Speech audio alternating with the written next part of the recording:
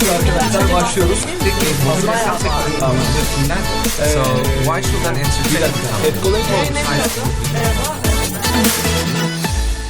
Herkese merhaba, ben Hazal, Etkoni'de marketing ekip lideri olarak yer alıyorum. Bugün iş arkadaşlarımdan İlayda ve İsmet'le birlikteyim.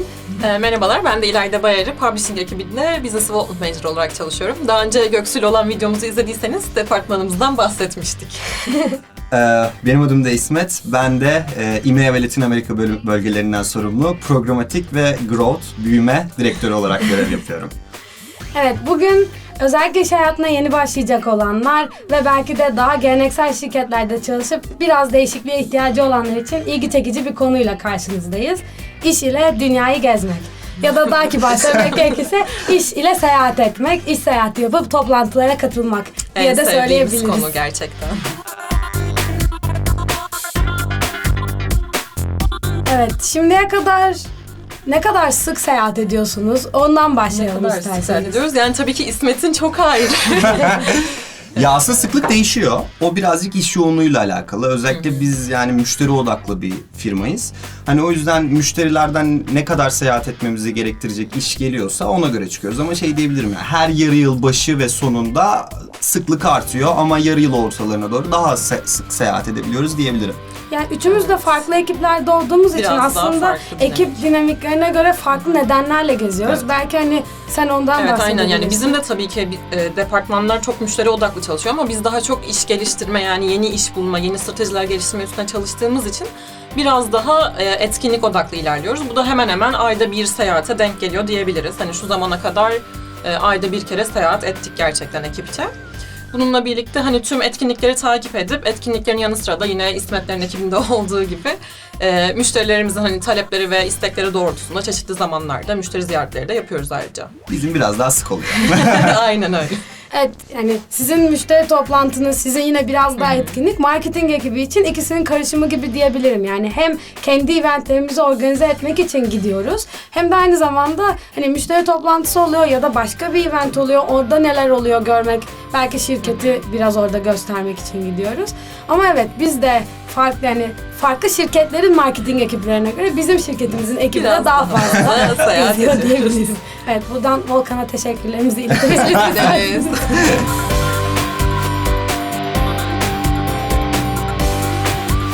Evet, diğer sorum, en sık seyahat ettiğiniz dönem ya da en uzun kaldığınız seyahat diye sorsam bir cevap verebilir misiniz? Yani evet, bizim için zaten hemen hemen aynı aslında. Çok fazla değişiklik göstermiyor. Çünkü etkinlik odaklı ilerlediğimiz için genelde hani etkinlik süresince orada oluyoruz. Artı bir gün, artı 2 gün ekleyip hani daha fazla müşteriyle görüşmemiz gerekiyorsa ekstra toplantılar ayarlıyoruz. Bizim için genelde hani 4 ile işte 6 gün arasında maksimum hani bir haftaya uzayacak şekilde Soruyu İsmet'e sormadan. İsmet'e sormayalım. Sen anlatalım. Şöyle bir giriş yapabilirim. İsmet'in işe daha yeni başladığı, benim de daha junior olduğum bir dönemde ikimizin ilk tanışması 25 günlük bir Latin Amerika road show'u ile oldu. Yani 7-24-25 gün geçirdik. Evet. İstersen ondan bahsederek başlayalım. Ya evet, özellikle bizim sorumluluk alanımız EMEA ve Latin Amerika bölgesi olduğu için aslında yani EMEA Latin Amerika diyoruz ama geriye bir Kuzey Amerika ile APEC kalıyor. Onun dışında her yer İstanbul ofisimizden yönetiliyor. Ve bu bahsettiğim yerlerde o okyanus ötesi yerler, özellikle Latin Amerika. Bir kere gitmişken de birazcık epey kalınıyor. O yüzden yani 25 Panama ile başlayalım. Evet. 25 Panama kanalı ziyaretimizin ardından. Hemen böyle İsmet'in fotoğrafları evet. Panama'da. O zaman İsmet, var mı bir liste? İş ile Etkoni içindeyken seyahat ettiğimiz şehirler, ülkeler listesi. Var. Buyurun efendim. Aslında sorunun geleceğini düşünerek seyahat listesini çıkarmıştım. O zaman şehir söyleyebilirim istersen. Hazırız. Kameraya bakarak istersen alalım. Biraz uzun sürecek ama belki şey yaparız, onu kırparız. Atina, Dubai, Hamburg, Madrid, Amsterdam. Lozan, Stockholm, Oslo, Kopenhag, Londra birkaç kez gittik. Cape Town, Johannesburg, Mauritius ülke. Birkaç kez gittik. Cape Town, Johannesburg, Mauritius ülke. Çok güzel bir ülke. Ona da beraber gitmişiz. 5 minutes later. Las Vegas ve San Francisco. İleride biz çıkalım, o devam etsin. Bizimkiler içinde zaten. Aynen, yaklaşık 30 tane yere son 1,5 senede gittik. Gittim. Ben hiç anlatmıyorum. Yani bunların işte ek olarak işte bizde de Moskova var, Minsk var.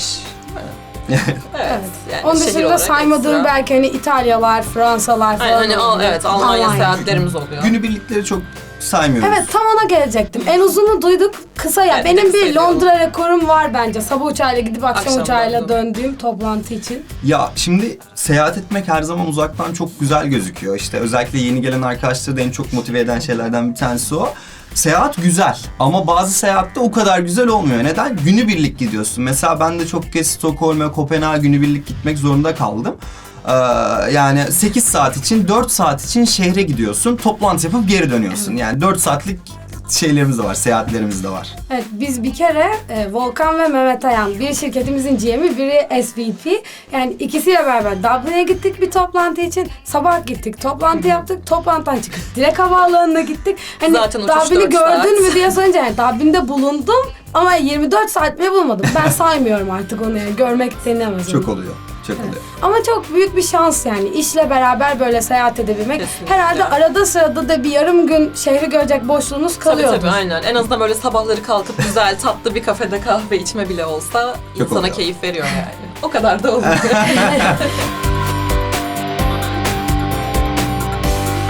Peki günlük toplantı yoğunluğu nasıl? Bir de onu soralım çünkü dışarıdan bakınca bu insanlar geziyor. Hani tatil, oh yatsınlar falan gibi bir algı öyle oluyor. değil. Yani seninle en son Londra'da Pocket Evet. Gamer'da karşılaştık. Karşılaşamadık. Sadece koşturuyordun. Evet, Kaç aynen toplantı öyle. günde? Kaç toplantısı? Zaten etkinlik 2 gün boyunca sürdü. 2 günde toplam 26 toplantı yaptım. İnanılmaz bir şey. Geçtiğin bir rekor alabilir miyiz? Ya 2 günde bizde o kadar çok sık olmuyor. Ya çünkü bizim birazcık hani dediğim gibi İstanbul based bir ekibiz ama çok fazla ülkeye destek veriyoruz. Dolayısıyla bu insanlar sizi bu kadar çok region'ın olduğu, bu kadar çok bölgenin olduğu bir dünyada ayda bir kez görüyorlarsa çok şanslılar. Şimdi oradaki lokal ekipler hani sizi gördüğü zaman da hani tam sizden verim almak istiyor. Çok fazla toplantı ayarlıyor ama bizim toplantılarımız birazcık müşterilerle uzun soluklu olduğu için en hızlısı 1 saat sürüyor. Ama yani günde 3-4 toplantı yaptığımız çok fazla roadshow oluyor. Ya bizim tamamen yeni müşteri bağlamaya yönelik ilerlediği için sürekli hani yeni birileriyle tanış, onlara hani ihtiyaçlarını sor, kendinden bahset, şirketi tanıt ve hani bir şekilde işi bağlayıp hızlı bir şekilde bir sonraki toplantıya geç. Peki bir sonrakinde aynı enerjiyi ya da motivasyonu korumak için Koruyorsun. bir ipucu var mı? Yani bir ipucu var mı? Seviyoruz ya, işimizi seviyoruz, şirketimizi seviyoruz. Yani gerçekten hani içinde bulunduğumuz ortamın, her departman enerjisi çok güzel. Etkinliklerin enerjisi zaten çok başka oluyor, siz de biliyorsunuz.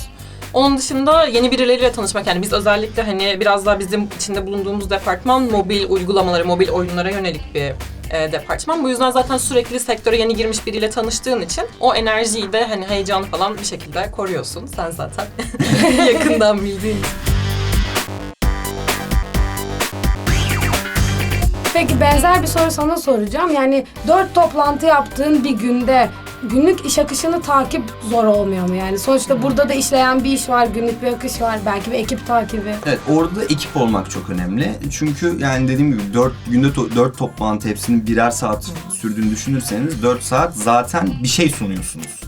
Arada git gelle beraber gün içerisinde maillere veya işte gelen isteklere cevap verecek zamanınız olmuyor ne yazık ki. Evet. Orada da eğer iyi bir ekipseniz sizin yapamadığınız işleri ekip arkadaşlarınız yapıyor.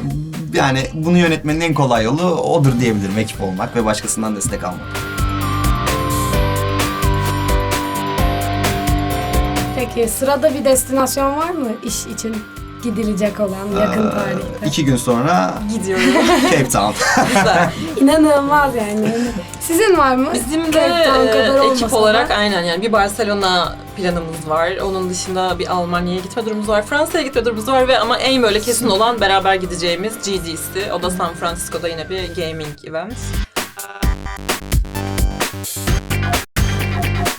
Yine Barcelona için de belki merak edenler olacaktır. Hangi eventlere katılıyorsunuz böyle gezilerde? Genelde hani biz yine ekip olarak hani biraz önce de bahsettiğim gibi hani mobil uygulamalar ve mobil oyunlar üstüne çalıştığımız için genelde gerçekten bu alanda uygulamalar çıkarmış ya da hani bu alana yeni giren işte publisher'lar ve developer'ların katıldığı etkinliklere katılıyoruz. Biraz da bunların hani marketinginin ve bir şekilde monetization tarzı stratejilerinin belirlendiği eventler oluyor. Süper. Çok böyle ayrı bir konu oldu ama aynen öyle. Yani Peki. biraz daha aynen yayıncıların katıldığı eventler diyebiliriz. Yani böyle bir iş seyahati için, belki ipucu almak için izleyen, daha işe yeni başlayan insanlara şunu yanımdan asla ayırmam diyeceğiniz bir şey var mı? Ya da şunsuz gitmeyin. Mesela benim için priz adaptörü. Yani Evet. onu Aynı asla şeyi ayırmam. Priz En iyi adaptörü. arkadaşım. Belki uyku gözlüğü İsmet kullanırken ben gördüm. Bulursam fotoğrafı şuraya falan koyabilirim Hemen ama. monte. Evet, bunun dışında Bunun dışında çok böyle kişisel olarak değil ama mutlaka yani hani müşteri toplantılarına gittiğimiz için bizim için değerli birileri varsa küçük hediyeler falan mutlaka götürüyoruz yanımızda. ona küçük Küçük sürprizler sürprizler. yapıyoruz. Evet, sanırım benim de ekleyeceğim başka bir şey Son olarak kalmadı. belki yeni gelecek arkadaşlara seyahat ederken Evet. önerilerimizden bahsedebiliriz. Buyurun. Demek ki bir önerimiz var. Buyurun efendim. Var. Çünkü yani dışarıdan dediğim gibi çok insanlar için albenili bir dünya. Herkes seyahat ediyor işte Güney Afrikalar, Latin Amerikalar, Moskovalar. Ama göz önünde bulundurulması gereken bence 3 temel şey var. Bir tanesi sosyal hayat. Çünkü bu sosyal hayat dengenizi tutturmanızı çok zorlaştırıyor. Hem aile, hem arkadaş, hem de sevgili. Hani dolayısıyla bunu yönetmek çok kritik, çok fazla seyahat edecek bir iş istiyorsanız. İkincisi, beklenmeyeni beklemeniz gerekiyor. Çünkü gittiğiniz ülkeler Türkiye gibi değil. Almanya'daki insan başka, Yani Kolombiya'dakiler başka. Değişik hikayelerimiz Aynen. oluyor. Başınıza her şey gelebilir. O yüzden her zaman moralinizi yukarıda tutup olmayanı beklemeniz gerekiyor. Bir de çok zor bir süreç. Yani çok çalışıyorsunuz. Çalışabildiğiniz kadar da eğlenmeyi unutmamanız Aynen. gerekiyor. Biraz eğlence, biraz çalışma. Biraz Eğlenceli eğlence. olması tabii önemli. Evet, bunlar dışında aklıma gelen başka bir konu yok. Benim de yok. Senin de yoksa. Benim de yok. Hepinize teşekkür ediyoruz. O zaman bu formatı Tabii sevdilerse kapatalım. yemiyor Aynen. muyuz? Evet, bir düzgün kapatalım Tamam. bence. Kapat. Buyurun, sen Sen kapat. Hayır sen Aa, kapat. seni kapatman lazım. Evet, sanırım işle seyahat etmek ya da işle dünyayı gezmek konusunda değinebilecek her noktaya değindik. Sizin aklınıza gelen konuşmadığımız bir konu kaldı mı? Sanırım kalmadı. Evet kalmadı ama varsa hemen yorum olarak ekleyebilirsiniz. Bir sonraki videomuzda cevaplarız. Evet. Seve seve. Beğenirseniz videomuzu beğenmeyi, kanalımıza abone olmayı unutmayın. Onun dışında Bir sonraki videoda görüşmek üzere Evet. diyelim. hoşçakalın. Teşekkür ederiz. Arkadaşlar başlıyoruz. So why should an entertainment Hep kolay mı? company